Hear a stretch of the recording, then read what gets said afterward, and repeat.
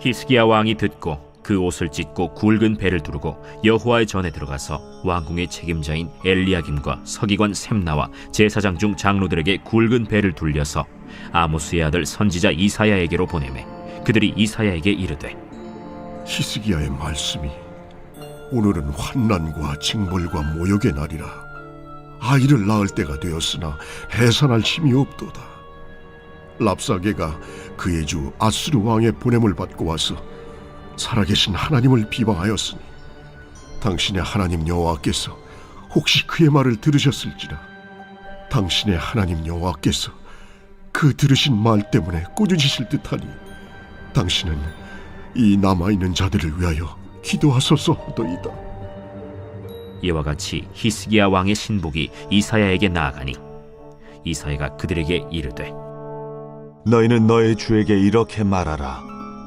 여호와의 말씀이 너는 아수르 왕의 신복에게 들은 바 나를 모욕하는 말 때문에 두려워하지 말라. 내가 한 영을 그의 속에 두어 그로 소문을 듣고 그의 본국으로 돌아가게 하고 또 그의 본국에서 그에게 칼에 죽게 하리라 하셨느니라. 랍사게가 돌아가다가 아수르 왕이 이미 라기스에서 떠났다 함을 듣고 림나로 가서 아수르 왕을 만났으니 왕이 거기서 림나와 싸우는 중이더라. 아수르 왕은 구스 왕 디르하가가 당신과 싸우고자 나왔다. 함을 듣고 다시 히스기야에게 사자를 보내며 이르되 너희는 유다의 왕 히스기야에게 이같이 말하여 이르기를 네가 믿는 내 하나님의 예루살렘을 아수르 왕의 손에 넘기지 아니하겠다 하는 말에 속지 말라.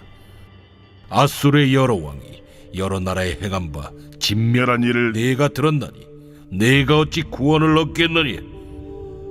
내 조상들이 멸하신 여러 민족 곧 고산과 하란과 레셉과 들라살에 있는 에덴 족속을 그 나라들의 신들이 건졌느냐. 하맛 왕과 아르밧 왕과 스발와임 성의 왕과 헤나와 아와의 왕들이 다 어디 있느냐 하라. Everyday is Sunday, 우리의 매일을 썬데이로 세팅하라. 샬롬, 복된 금요일입니다. 언젠가 제가 위라클이라는 채널을 운영하는 박위님의 강연을 듣게 된 적이 있는데요. 그는 추락사고로 인해 전신마비 판정을 받게 되었지만 우리 모두에게 기적을 이라는 캐치프레이즈와 함께 다양한 컨텐츠로 대중들에게 희망을 전하는 분이십니다. 그 모습이 너무나 멋지고 저의 믿음에도 큰 도전이 되었어요. 무엇보다 다른 게 기적이 아니라 지금 살아 숨쉬는 모든 순간이 기적이라는 것을 깨닫게 되었습니다. 그런데 유독 박이님의 강연 중에 제게 잊혀지지 않는 말이 있었는데요. 전신마비가 된다는 것이 어떤 느낌인지에 대해 설명했던 부분입니다. 그분이 이렇게 말씀하셨어요. 여러분, 머리카락에 힘을 줘보세요. 손톱에 힘을 줘보세요. 지금 이 영상을 시청하시는 모든 분들, 제가 하나 둘 셋 하면 다 같이 머리카락에 힘을 줘보시겠어요? 하나 둘 셋. 어떤가요? 힘을 주니까 머리카락에 힘이 들어가나요? 전혀 그렇지 않죠. 바로 그런 느낌이라고 해요.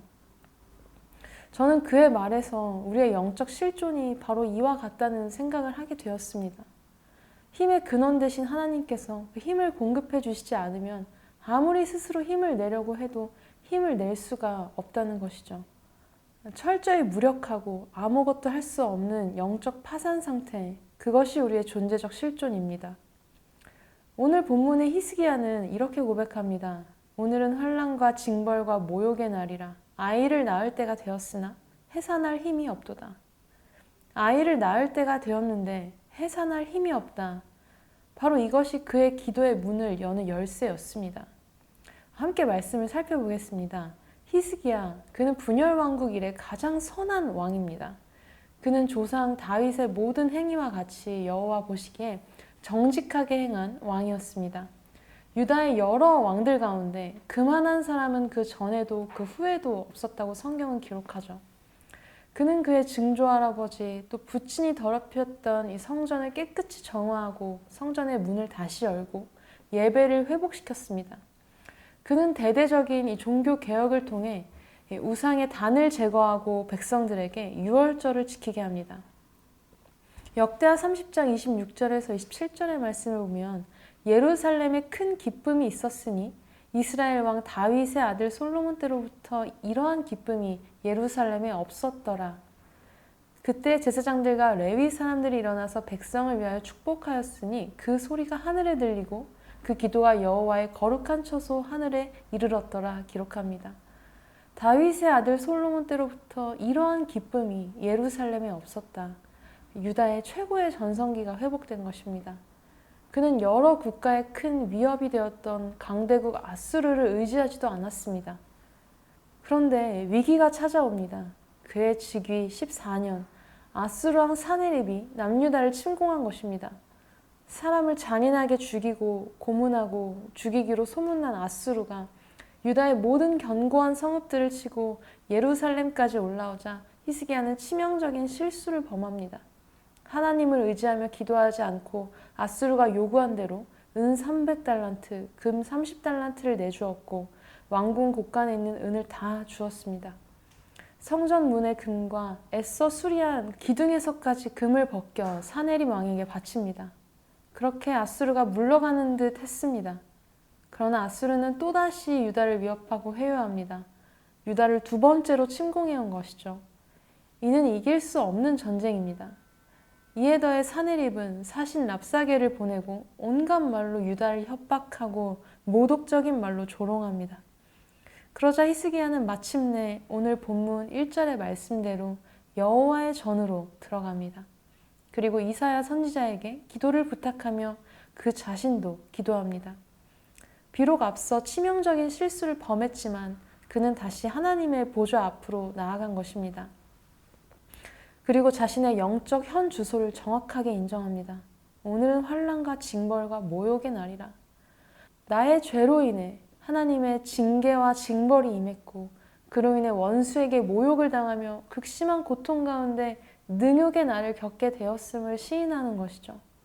아이를 낳을 때가 되었으나 해산할 힘이 없다고 고백하며 하나님 앞에 영적 파산을 신청합니다. 사랑하는 여러분, 우리의 기도는 언제나 이렇게 시작해야 합니다. 비록 잠시 하나님보다 세상을 의지하며 아수르에게 조공을 바치는 부끄러운 죄악을 범했다 할지라도 그로 인해 말할 수 없는 수모를 겪었음에도 다시 하나님의 전으로 그분의 사랑과 긍휼을 힘입어 나아가는 것이죠. 이미 엎질러진 실수와 죄악들이 있다 할지라도 한계에 부딪혀 허덕이는 채로 그 모습 그대로 나아가 하나님, 제 안에 선한 것이 하나도 없습니다. 제 힘으로 할 수 없습니다. 미워하지 않고 사랑해보려 했지만 사랑할 능력이 없습니다. 고백하며 하나님의 이름을 부르시기 바랍니다. 상한 심령으로 그분께 부르짖으십시오. 우리가 머리카락에 힘을 줄 수 없고 손톱에 힘을 주지 못한다는 것을 주님께서 알고 계세요. 하나님은 우리의 연약함을 동정하지 못하는 분이 아니십니다. 그분의 이름을 부를 때 생수의 근원 대신 주님을 버리고 스스로 웅덩이를 파고 있는 우리에게 나무에 접붙여 있지 않은 채 열매를 맺으려는 우리에게 나의 안에 거하라 말씀하시는 그 하나님의 초청을 듣게 될 것입니다. 하나님께서 말씀하십니다. 내가 부를 때에는 나 여호와가 응답하겠고 내가 부르짖을 때에는 내가 여기 있다 하리라. 아멘. 이어서 이사야는 히스기야에게 말합니다. 여호와의 말씀이 너는 아수르 왕의 신복에게 들은 바 나를 모욕하는 말 때문에 두려워하지 말라. 내가 한 영을 그의 속에 두어 그로 소문을 듣고 그의 본국으로 돌아가게 하고 또 그의 본국에서 그에게 칼에 죽게 하리라 하셨느니라 하더라. 하나님께서 천사를 보내시어 하룻밤에 아수르 군사 18만 5천 명을 치셨고 하나님의 말씀대로 아수르 왕은 고국으로 돌아갔다가 죽음을 맞이하게 됩니다. 그에게 기도 외에는 달리 방법이 없던 시간이 찾아왔고 그는 기도로 이 시간을 지나간 것입니다. 기도 외에는 달리 방법이 없는 시간, 해산하려 하나 해산할 수 없는 이 시간이 바로 기도할 시간입니다. 팀 켈러의 기도라는 책에는 기도 말고는 달리 도리가 없다는 파트가 있는데요. 당시 팀 켈러의 아내 캐시는 크론병을 앓고 있었고 자신은 갑상선암을 진단받은 후였다고 합니다. 그때 그의 아내가 그에게 이렇게 말했습니다. 불치병에 걸렸다는 선고를 받았다고 생각해봐요. 의사가 약을 주면서 날마다 잠자리에 들어가기 전에 한 알씩 먹어야 한다고, 걸으면 몇 시간 안에 숨이 끊어진다고 경고하는 거예요. 절대로 잊으면 안 된다고, 그랬다가는 반드시 죽을 테니 알아서 하라는 말이죠. 깜빡할 수 있을까요? 며칠씩 까먹기도 할까요? 아닐 거예요. 목숨이 달린 일이니 잊을 리가 없죠. 빼먹지도 않을 테고요. 우리 부부가 함께 하나님께 매달리지 않으면 눈앞에 닥친 일들을 어찌할 방도가 없어요. 그러니 우리는 반드시 기도해야 해요. 무심코 지나친다는 건 있을 수 없는 일이에요. 사랑하는 여러분, 하나님 앞에서 우리는 언제나 기도 외에는 달리 도리가 없는 존재입니다. 우리 모두는 기도하지 않으면 죽는 병에 걸렸기 때문입니다. 오늘 이 하루 시시각각으로 찾아오는 아수르의 공격 앞에서, 우리의 한계 앞에서 기도의 손을 높이 드는 복된 하루 되시기를 소망합니다. 무너진 기도의 루틴이 있다면 오늘부터 다시 시작하면 됩니다. 함께 기도하겠습니다. 하나님, 이 아침 하나님을 떠나서는 아무런 열매를 맺을 수 없음을 고백하며 생수의 근원 되신 주님, 포도나무 되신 주님 안에 거하는 삶을 살아가기를 원합니다. 주님께 접붙인 데 인생 되기를 원합니다. 주님의 사랑으로 우리의 모든 연약함이 벗어지고 기도로 한계를 돌파하는 복된 하루 되도록 축복하여 주옵소서. 예수님의 이름으로 기도합니다. 아멘.